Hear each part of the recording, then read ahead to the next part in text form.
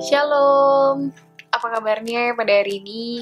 Aku yakin dan percaya kita dalam kondisi yang sehat, kondisi yang baik-baik aja. Welcome di hari ke-7 di 10 Days Prayer.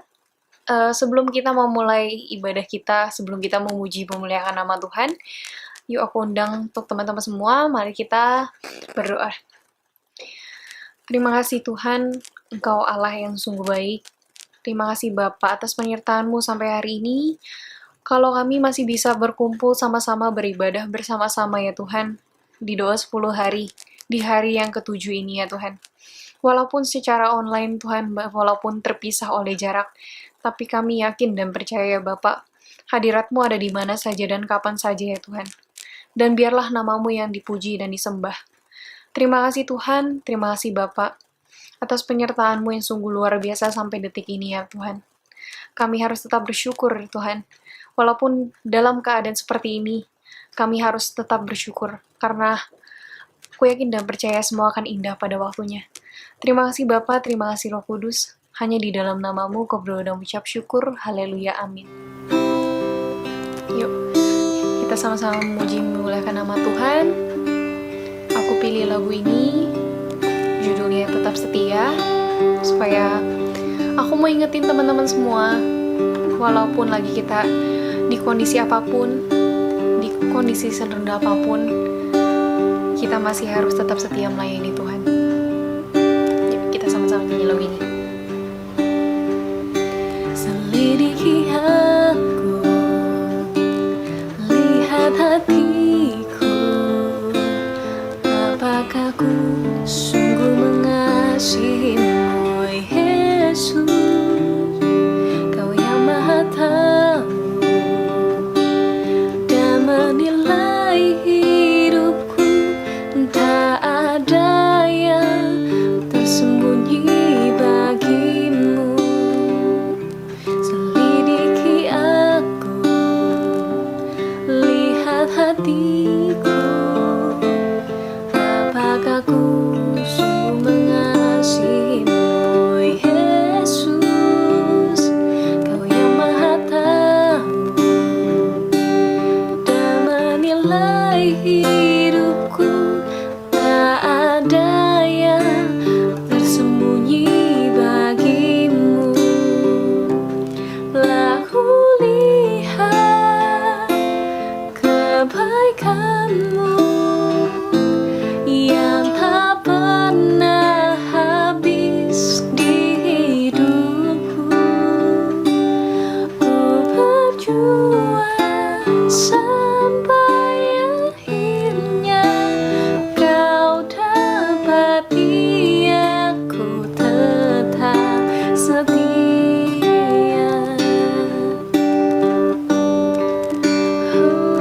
Selidiki aku,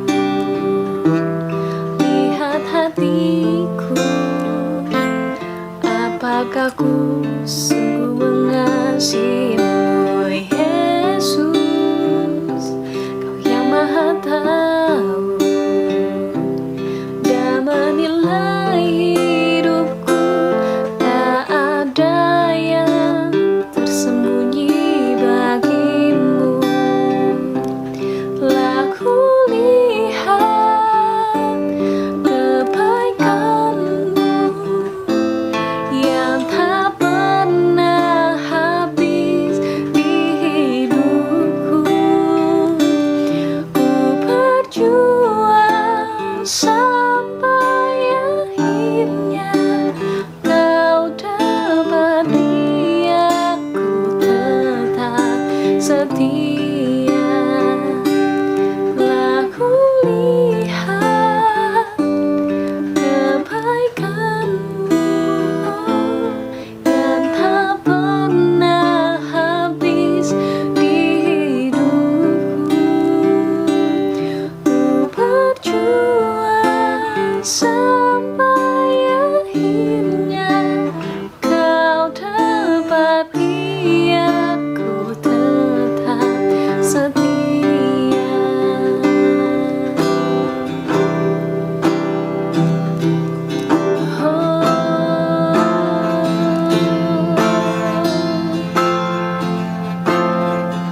sembah Dia.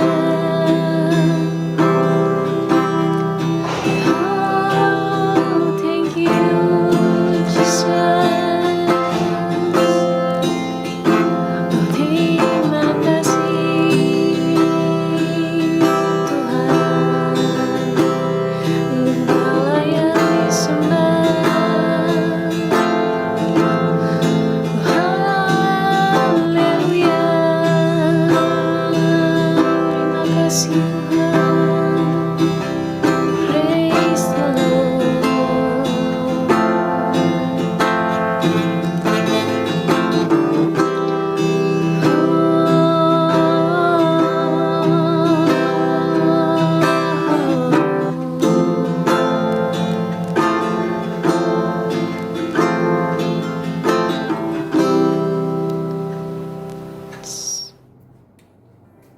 Haleluya, puji Tuhan. Sebelum kita membahas sama-sama tentang kerjaan Roh Kudus, kita akan berdoa terlebih dahulu. Segala puji, hormat, kemuliaan bagi nama Tuhan. Terima kasih Tuhan buat malam hari ini. Kami mau belajar tentang firman-Mu. Roh Kudus, urapin kami. Kami membawa setiap kebenaran firman di dalam kehendak Tuhan. Terima kasih dalam nama Yesus kami mengucap syukur. Amin. Saudara yang dikasih Tuhan, malam hari ini kita akan kembali berbicara tentang pencurahan Roh Kudus. Pencurahan dan pengurapan Roh Kudus itu sangat ada kaitannya.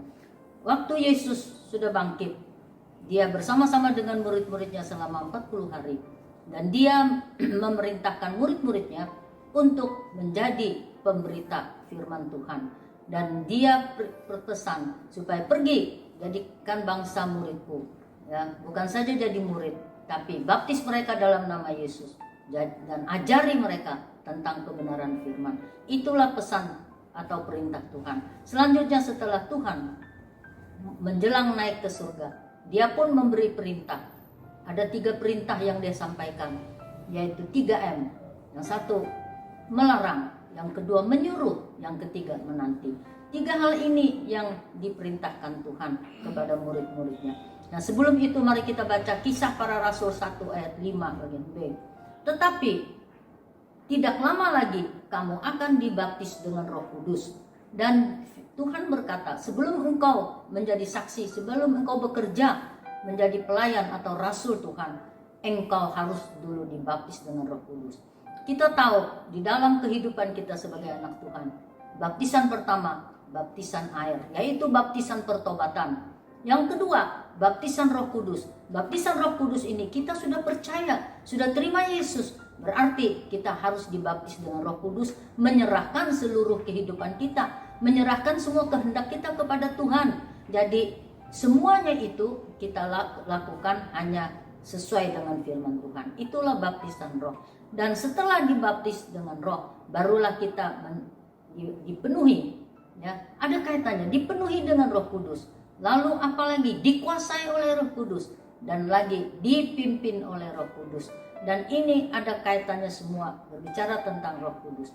Nah, larangan Tuhan kepada murid-muridnya adalah di dalam Kisah Para Rasul 4, yaitu Yesus berkata, pada suatu hari ketika Ia makan bersama-sama dengan mereka, Ia melarang mereka meninggalkan Yerusalem dan menyuruh mereka tinggal di situ menanti janji Bapa.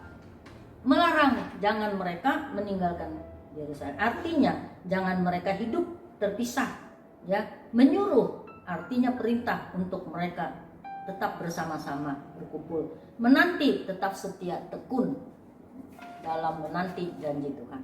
Nah, saudara yang dikasih Tuhan, betapa pentingnya pencurahan Roh Kudus, betapa pentingnya pengurapan Roh Kudus. Setiap bulan di gereja kita ada pengurapan. Tujuannya adalah sebagai jemaat Tuhan, sebagai hamba-hamba Tuhan perlu diurapin. Ya, pengurapan itu perlu, bukan hanya setahun sekali, tapi perlu setiap hari. Dan juga pengurapan itu untuk meneguhkan para hamba-hamba Tuhan yang dipercaya untuk melayani pekerjaan Tuhan. Nah, pencurahan Roh Kudus itu adalah sangat penting bagi kita, hamba-hamba Tuhan, pelayan-pelayan Tuhan, saksi-saksi Tuhan. Untuk apa? Supaya kita mendapat kekuatan, mendapat kuasa dalam pelayanan di dalam segala hal, Ya, Roh Kudus itu yang akan berkarya di dalam kita. Gereja zaman sekarang, kalau tidak ada Roh Kudus, gereja tidak mungkin bisa maju. Gereja tidak bisa bangkit. Jemaat, pelayan Tuhan tidak mungkin bisa setia mengikut Tuhan serta melayani pekerjaan Tuhan. Sebab banyak tantangan, banyak hal-hal yang akan menghambat di dalam pelayanan, di dalam pengiringan kita kepada Tuhan. Jadi sangat penting sekali pencurahan Roh Kudus. Gereja saat ini bisa bertumbuh, berkembang, dan menjadi maju karena ada pencurahan Roh Kudus. Nah, pencurahan Roh Kudus itu untuk meneguhkan, mengkuatkan kita semua, termasuk pelayan Tuhan. Dan saudara yang dikasihi Tuhan, kalau tadi saya sudah bilang baptisan air itu adalah baptisan pertobatan ditandai dengan bahasa roh. Tapi baptisan Roh Kudus adalah penyerahan total kita kepada Tuhan. Jadi bukan kita lagi, bukan keinginan, kemauan kita lagi yang berkehendak, tetapi semua itu kehendak Tuhan.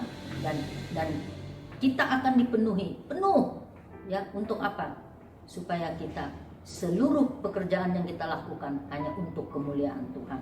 Kita juga dipimpin, artinya dikuasain. Kita mengikuti kegerakan Roh Kudus, ya.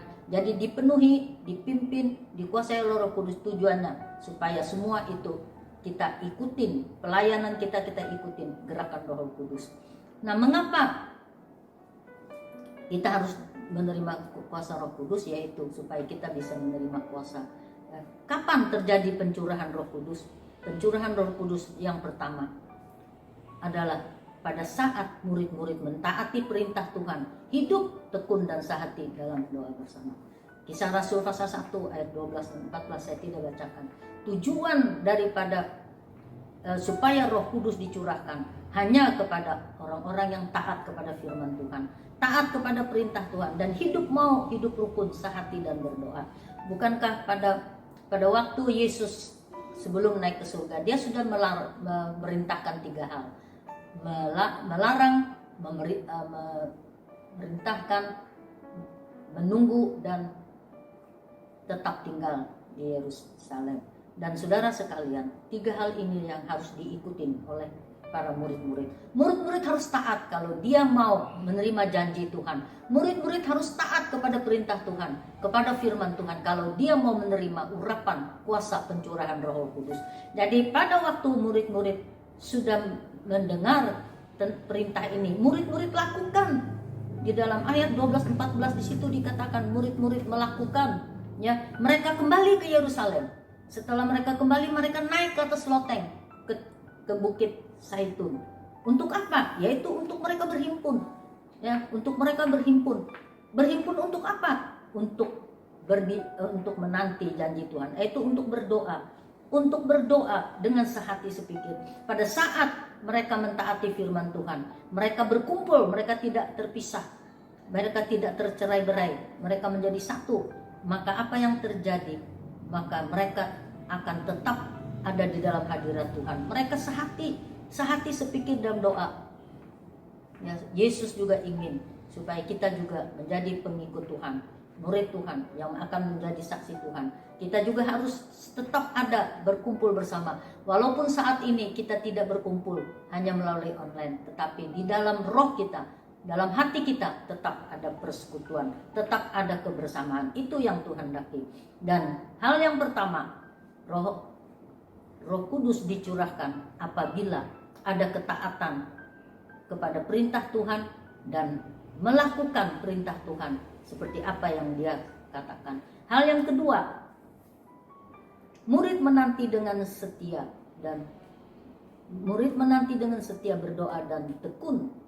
Ya, murid-murid ini menantikan Yesus, menantikan janji Bapa dengan setia.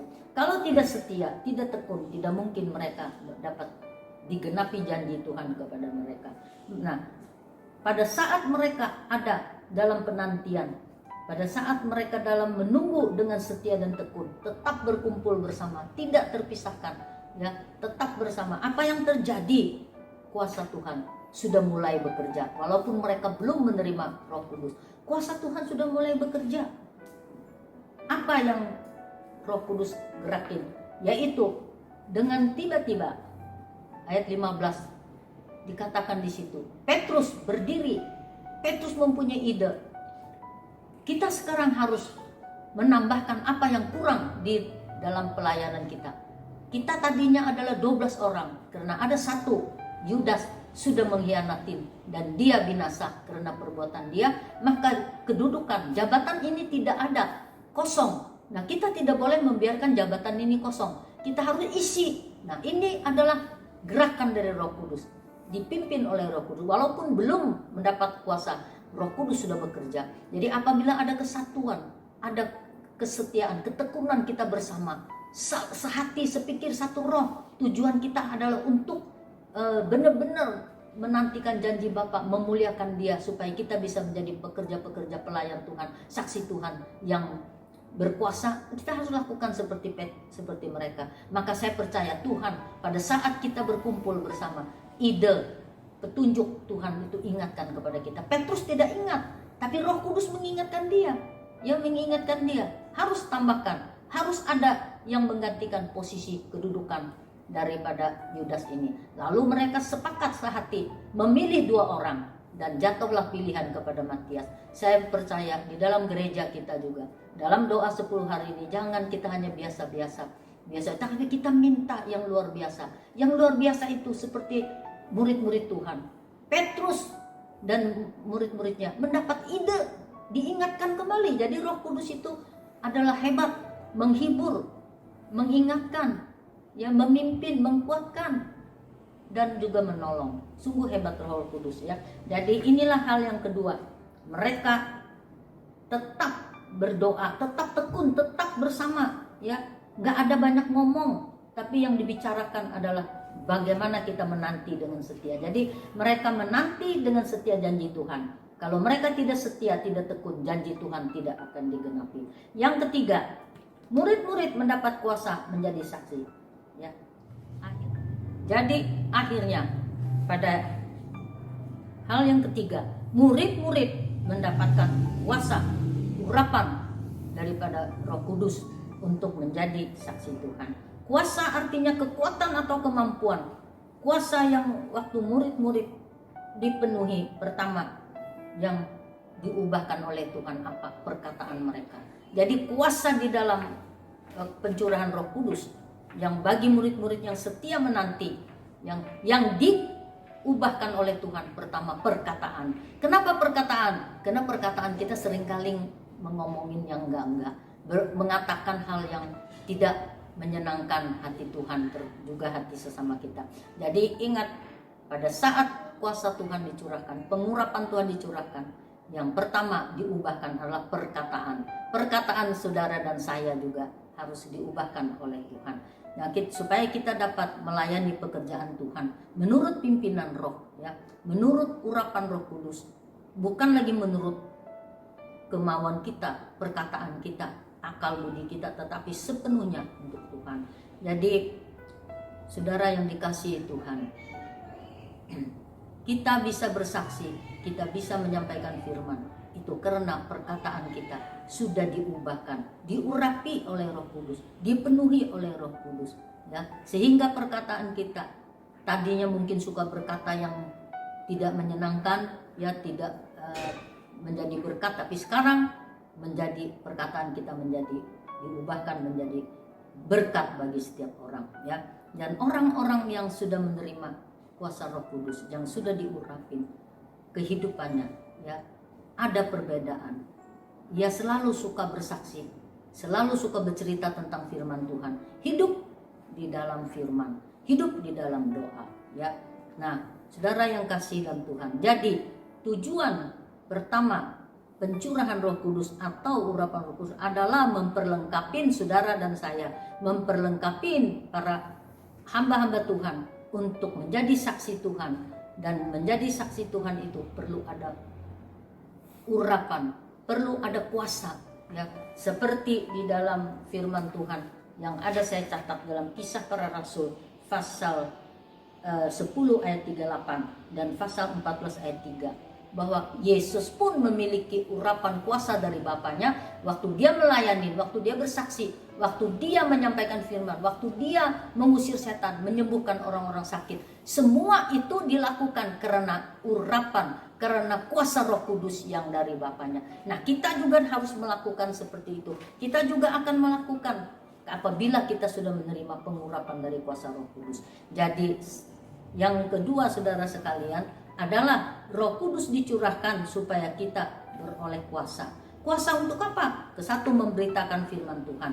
Kedua, kuasa kita peroleh untuk kita memberitakan kerajaan surga, kesaksian kita melalui Yesus Kristus. Dan kuasa yang kita terima adalah untuk kita juga bisa mengusir roh-roh jahat. Kita juga bisa dipakai dengan tanda-tanda ajaib untuk menyembuhkan orang sakit dan sebagainya. Ya, ini tujuan Roh Kudus untuk kita. Saudara yang dikasihi Tuhan, betapa pentingnya Roh Kudus, betapa pentingnya pencurahan Roh Kudus. Tetapi Roh Kudus dicurahkan bukan kepada orang-orang yang tidak taat, tidak setia. Tadi saya sudah katakan, Roh Kudus itu dicurahkan pada saat murid-murid mentaati perintah Tuhan dan melakukan kehendak Tuhan. Yang kedua, pada waktu murid-murid itu setia, tekun, berdoa bersama, berkumpul, tidak terpisahkan, tidak tercerai-berai, baik hati dan pikiran, tetap fokus untuk menantikan janji Bapa, untuk menantikan apa yang Bapa sudah janjikan supaya itu digenapi. Yang ketiga, pada saat murid-murid mendapat kuasa, apa yang terjadi? Pikiran mereka diubahkan. Mereka tahu pekerjaan apa yang masih belum dapat diselesaikan, pekerjaan yang belum dapat dikerjakan. Mereka mempunyai ide-ide, mereka mempunyai petunjuk untuk melakukan supaya dapat menyelesaikan pekerjaan Tuhan dengan baik. Saudara yang dikasihi Tuhan, jadi tujuan pertama pencurahan Roh Kudus tadi adalah memperlengkapi kita, memperlengkapi orang-orang yang sudah dipanggil, dipilih oleh Tuhan untuk menjadi saksinya, untuk menjadi terangnya, supaya menjadi berkat bagi orang lain. Kesimpulan firman Tuhan, orang yang dipenuhi Roh Kudus, ia selalu suka bersaksi dan hidup di dalam firman dan doa. Yang kedua, Roh Kudus dicurahkan supaya kita beroleh kuasa untuk memberitakan Injil Kerajaan Surga. Yang ketiga, Roh Kudus dicurahkan kepada orang-orang yang rendah hati, tidak sombong, taat kepada perintah Tuhan dan mau melakukannya dengan setia. Dan Roh Kudus mampu mengubah hidup kita menjadi baru. Hidup yang lama sudah dibaharui oleh Tuhan. Dan Roh Kudus juga sebagai penolong, mengingatkan kita hal-hal yang kita tidak ingat. Roh Kudus juga dapat mengajar kita apabila kita tidak mengerti kebenaran firman. Roh Kudus juga menghibur, meneguhkan, dan dia juga menjamin kemenangan dalam setiap kehidupan kita. Dia juga memeteraikan kita untuk menjadi sebagai anak-anak Tuhan. Kiranya Tuhan memberkati kita sekalian. Mari dalam 10 hari, dalam kita berdoa, jangan sampai doa kita itu menjadi sia-sia. Jangan sampai penantian kita menjadi sia-sia. Kita mau seperti murid-murid Tuhan. Dalam kita menanti, ada sesuatu yang Tuhan berikan supaya kita tahu apa yang selanjutnya harus kita kerjakan di dalam pelayanan kita, ya. Dan juga supaya kita senantiasa dapat bekerja sama dengan baik sesama kita. Tujuan hanya satu, fokus kepada firman dan perintah Tuhan. Kiranya Tuhan memberkati kita. Tuhan akan menolong, Tuhan akan membantu kita untuk orang-orang yang mau dipakai oleh Tuhan, yang mau setia. Saudara yang dikasihi Tuhan, ingat, pada waktu Roh Kudus dicurahkan, hal yang pertama diubahkannya perkataan kita. Ya, perkataan kita, puji Tuhan. Jadi mari pakai mulut lidah kita untuk sesuatu yang baik, untuk memuliakan nama Tuhan. Amin. Saudara, kita sudah mendengarkan firman Tuhan dan juga kita sudah menyanyikan puji-pujian bagi Tuhan. Mari kita sama-sama menutup mata dan kita sama-sama berdoa syafaat. Bapa di dalam surga, terima kasih Tuhan Yesus kalau kami masih ada di dunia ini. Tuhan Yesus masih bisa berkumpul dengan keluarga kami, masih bisa berkumpul dengan Bapak, Mama, suami, istri, dan juga anak. Tuhan Yesus, kami bersyukur untuk itu. Kalau kami masih ada di dunia ini, semua berkat penyertaan-Mu Tuhan Yesus, dan berkati keluarga kami dimanapun kami berada Tuhan Yesus. Anak cucu semua diberkati Tuhan, semua keluarga besar dilingkupi Tuhan Yesus. Dan kami juga berdoa untuk setiap keluarga Tuhan Yesus yang ada di Indonesia. Tuhan, biarlah semakin hari semakin dekat dengan Tuhan. Hubungan yang sudah mulai retak, Tuhan kembalikan seperti sedia kala ketika waktu mereka menikah. Tuhan Yesus, juga hubungan orang tua kepada anaknya atau anak kepada orang tua, Tuhan balikan hubungannya yang tadinya retak kembali normal Tuhan Yesus. Juga Tuhan, kami berdoa untuk gereja kami GBI Ketapang Utara Tuhan Yesus. Kami berdoa untuk Pak Rudi, Gembala beserta wakilnya Tuhan Yesus. Biar Pak Rudi dan tim Gembala semua bisa mendapatkan visi yang dari Tuhan, mendapatkan kemauan dan pendengaran semua yang dari Tuhan, supaya mereka bisa menjalankan semuanya yang dari Tuhan itu dengan baik. Tuhan, berikan mereka kekuatan, berikan mereka berkat yang melimpah Tuhan Yesus. Berkati keluarga besar mereka Tuhan Yesus, anak cucu semua diberkati Tuhan. Tuhan, kami juga berdoa untuk jemaat GBI Ketapang Utara Tuhan Yesus, dari umum, dari sekolah minggu, dan juga komunitas remaja Tuhan Yesus, semuanya supaya bisa berdampak Tuhan Yesus, semakin hari semakin berdampak di dalam Tuhan. Kami berdoa setiap komunitas di dalam GBI Ketapang ini Tuhan Yesus, dari umum, sekolah minggu hingga remaja Tuhan, semuanya mendapatkan visi yang dari Tuhan dan semuanya menjalankan semua perintah Tuhan Yesus. Tuhan, kami juga berdoa untuk gereja ini, pembelian gereja, di mana kami tahu Tuhan Yesus dana belum mencukupi sampai saat ini, tapi kami percaya, kami berdoa dana ini akan segera tercukupi Tuhan. Kami berdoa juga Tuhan Yesus buat negara kami Indonesia Tuhan Yesus, bahkan negara-negara lain selain Indonesia di bumi ini Tuhan. Kami tahu ketika corona terjadi semua atas seizin Tuhan, ketika wabah ini terjadi semua atas seizin Tuhan, tapi kami percaya ketika kami terjatuh, kami tidak akan jatuh sampai tergeletak Tuhan Yesus. Ketika kami jatuh, kami akan diangkat Tuhan. Ketika hubungan kami retak, Tuhan Yesus akan kembalikan normal. Tuhan akan kembalikan Indonesia, bahkan negara lain, semuanya kembali ke new normal Tuhan Yesus. Kami percaya semua wabah ini mendatangkan kebaikan untuk kami, mendatangkan sukacita untuk kami. Tuhan, berikan sukacita kepada kami yang sudah tidak bisa menerima sukacita lagi Tuhan Yesus. Tuhan, berikan sukacita, berikan kekuatan Tuhan Yesus. Yang sakit Engkau sembuhkan, yang sakit dari COVID Engkau sembuhkan di dalam nama Tuhan Yesus, dan penyakit-penyakit lainnya bisa sembuh di dalam nama Tuhan Yesus. Kami berdoa untuk bangsa ini Tuhan Yesus, dari pimpinan teratas sampai terbawah Tuhan Yesus. Presiden Joko Widodo beserta wakilnya Tuhan Yesus, juga para menteri, Tuhan berkati mereka, Tuhan lindungi mereka Tuhan Yesus, biar mereka bisa menjalani visi yang dari Tuhan. Kami juga berdoa Tuhan Yesus buat tim medis semuanya Tuhan Yesus, yang sudah menjalankan tugasnya dengan sangat baik Tuhan. Kami berdoa mereka diberikan kekuatan, diberikan pengertian, diberikan sukacita Tuhan Yesus. Juga Tuhan berkati mereka juga dalam keluarga mereka, juga pendekatan akan Tuhan. Semua diberkati Tuhan Yesus. Kami berdoa, terima kasih Tuhan Yesus buat hari ini. Kami sudah berdoa, kami percaya Tuhan mendengar doa kami dari awal sampai akhir. Kami percaya Tuhan melakukan semuanya sesuai jalannya Tuhan, sesuai waktunya Tuhan. Kami berdoa, haleluya, amin. Haleluya, nggak berasa ya, kita sudah memasuki hari yang ke-7. Tetap setia sampai dengan akhirnya ya saudara. Di hari yang ke-10, di mana curahan Roh Kudus itu akan dicurahkan dengan limpahnya. Mari saudara, kita akhiri ibadah kita malam hari ini. Kita satukan hati, kita berdoa kepada Tuhan. Terima kasih Tuhan Yesus buat pimpinanmu dalam ibadah malam hari ini. Biarlah semuanya yang sudah kami lakukan ini boleh berkenan dan menyenangkan hati Tuhan. Tuhan memberkati kepada hamba-hambamu yang sudah melayani pada malam hari ini. Dan setiap umatmu yang sudah dengan begitu setia mengikuti ibadah ini. Dari awal hingga akhirnya Bapa. Terima kasih Tuhan Yesus. Di dalam nama Yesus kami berdoa bersyukur pada malam hari ini. Mari saudara, kita arahkan hati kita pada Tuhan. Kita angkat kedua tangan kita tinggi-tinggi di hadapan Tuhan. Kita akan terima berkat Tuhan saat ini. Tuhan memberkati engkau dan melindungi engkau. Tuhan menyinari engkau dengan wajahnya dan berikan engkau kasih karunia. Tuhan menghadapkan wajahnya padamu dan berikan engkau damai sejahtera. Dalam nama Yesus kami sambut berkat Tuhan malam hari ini. Mari yang sudah diberkati Tuhan sama-sama katakan amin. Selamat malam, sampai ketemu lagi besok malam.